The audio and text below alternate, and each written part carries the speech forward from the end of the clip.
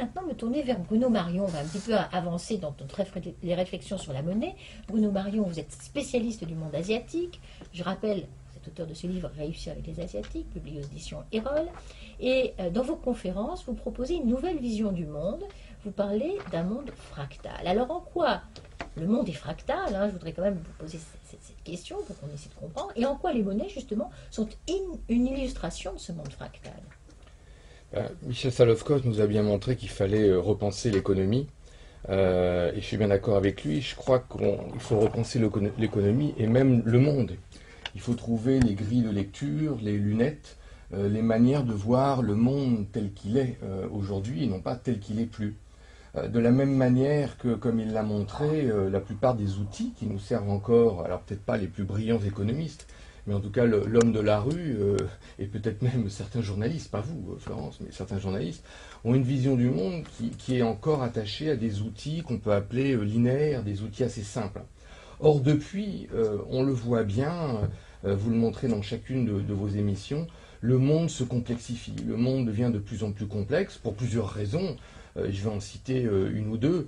Il devient de plus en plus complexe parce qu'il y a un accroissement considérable du nombre. Il y a 100-150 ans, on était à peu près 1 milliard sur la Terre. Aujourd'hui, on n'est pas loin de 7 milliards.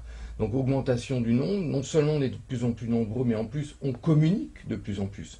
On échange de plus en plus. Et c'est là où on va arriver à l'argent. On échange de plus en plus d'argent, de plus en plus de personnes qui doivent communiquer, échanger, non pas simplement avec la tribu d'à côté, mais avec des gens qui sont à l'autre bout du monde. Donc un accroissement du nombre, un accroissement de la vitesse également, les choses se transforment de plus en plus vite. Tout ça fait que non seulement on a atteint un monde de plus grande complexité, qui fait que nos grilles de lecture, la science dite newtonienne, cartésienne, linéaire, pour faire simple, ne s'applique plus, en tout cas ne s'applique plus à tout.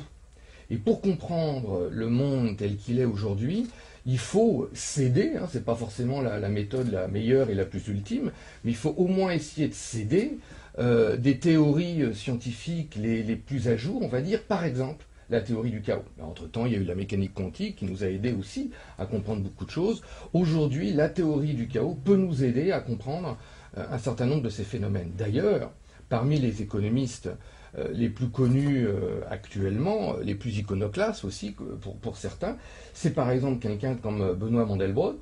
Benoît Mandelbrot qui a créé dans les années 70 le terme de fractal. Nous y voilà. Un économiste, c'est le premier à parler de terme fractal. Le fractal, c'est quoi? Écoutez, le plus simple, c'est de vous précipiter sur votre ordinateur si vous êtes connecté à Internet et de mettre dans Google ou votre moteur de recherche favori image fractale, et vous verrez par exemple le chou romanesco ou certaines formes de flocons de neige, et vous verrez qu'une image fractale, c'est une image qui se reproduit à peu près à l'identique à elle-même, quel que soit le niveau d'observation. Alors, venons-en aux monnaies. Encore une fois, je trouve ça intéressant que le terme de fractal ait été créé par un économiste. On a vécu, on l'a vu, toute une époque, il n'y a pas besoin de monnaie, après quelques monnaies, et globalement, on vient de vivre une grande période avec une ou quelques monnaies dominantes, avec surtout une monnaie dominante qui va peut-être l'être de moins en moins, qui va l'être probablement de moins en moins, à savoir le dollar, comme l'a évoqué Michel Salofkos. Ça allait bien dans un monde finalement assez linéaire. Aujourd'hui, parce que nous sommes dans un monde de plus en plus complexe, ça ne peut pas marcher. Ça ne peut pas marcher. Il faut avoir une vision du monde beaucoup plus chaotique, que j'appelle beaucoup plus fractale, comme le chou romanesco. Et je crois qu'on va voir apparaître des tas de monnaies. Alors justement, parce que le monde est complexe, on peut se dire qu'une monnaie unifie l'ensemble et justement permet la fluidité. On peut dire que c'est au contraire avantageux d'avoir au moins quelque chose qui rassemble. Alors une monnaie unique peut fluidifier l'ensemble ou le paralyser.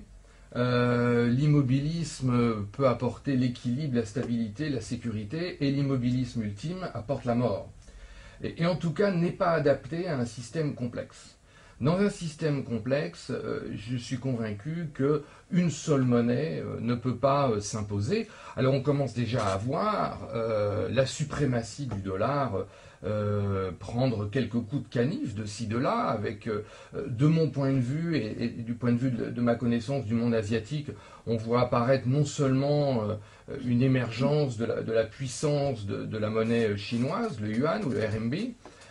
On voit également que les Chinois commencent à mener et à nouer un certain nombre d'accords avec des pays comme l'Australie, le Brésil, pour n'en citer que deux, où ils peuvent échanger entre eux sans passer par le dollar. Donc on va avoir une explosion non seulement de la monnaie conventionnelle unique en plusieurs monnaies conventionnelles, on commence à parler de panier de monnaie pour faire une monnaie internationale, mais surtout, je crois qu'on va voir apparaître, au-delà des monnaies conventionnelles, qui probablement, comme dans une image fractale, vont demeurer et vont continuer à servir ce pourquoi elles sont probablement les meilleures, dans certains cas, d'échanges internationaux. On va voir également apparaître des monnaies locales, des monnaies complémentaires, des monnaies alternatives, et on va voir apparaître des monnaies libres. Alors c'est ce qu'on va voir aussi dans la deuxième partie de l'émission, à partir de 9 heures.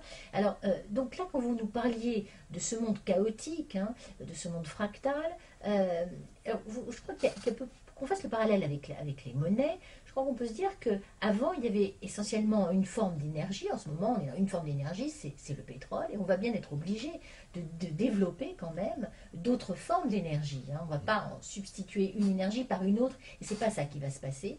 Il va y avoir un ensemble. Demain, il y aura des éoliennes, demain, on tirera de la mer certainement de l'énergie, etc., etc. Donc il faut bien se dire que ça sera comme ça que ça va se passer, et qu'on peut peut-être faire le parallèle, je ne sais pas si c'est judicieux ou pas, avec les monnaies. Il n'y en aura pas qu'une. De la même manière, on sera obligé d'en utiliser beaucoup.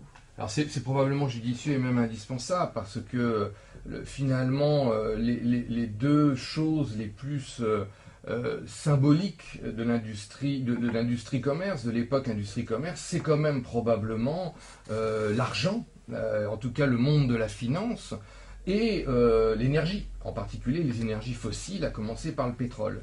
De la même manière que vous avez évoqué la disparition progressive d'un système d'énergie fossile unique vers une sorte d'image fractale où vous allez produire dans votre maison un peu d'énergie éolienne, moi un peu d'énergie photovoltaïque. Il y aura toujours quelques centrales thermiques de ci, de là, qui coûteront de plus en plus cher, mais qui serviront. On va voir une sorte d'image fractale se créer. Et bien avec les monnaies, c'est pareil. Avec, dans le cas des monnaies libres, une chose quand même assez essentielle à observer, et tous vos auditeurs qui ont écouté vos émissions sur le sujet le savent, c'est que la monnaie libre, au-delà des monnaies conventionnelles, au-delà des monnaies complémentaires, alternatives, locales, est intrinsèquement fractale. C'est-à-dire que sa construction même est chaotique et fractale. Et ça, c'est quelque chose de nouveau, qu'il est difficile d'appréhender tellement on est habitué à une monnaie simple, cartésienne, linéaire, tu en as ou tu n'en as pas, j'en ai plus que toi.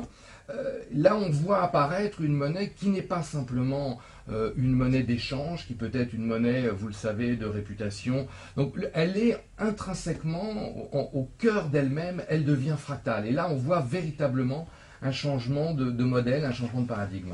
Donc pour vous, l'émergence de ces monnaies libres dont on va reparler ne peut pas faire de doute.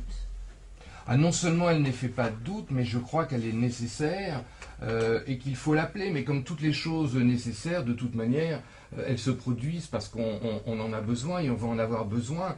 Une grande partie du monde asiatique aujourd'hui réclame la possibilité de se développer. De toute évidence, ce développement ne sera pas possible avec une seule monnaie rare comme le dollar.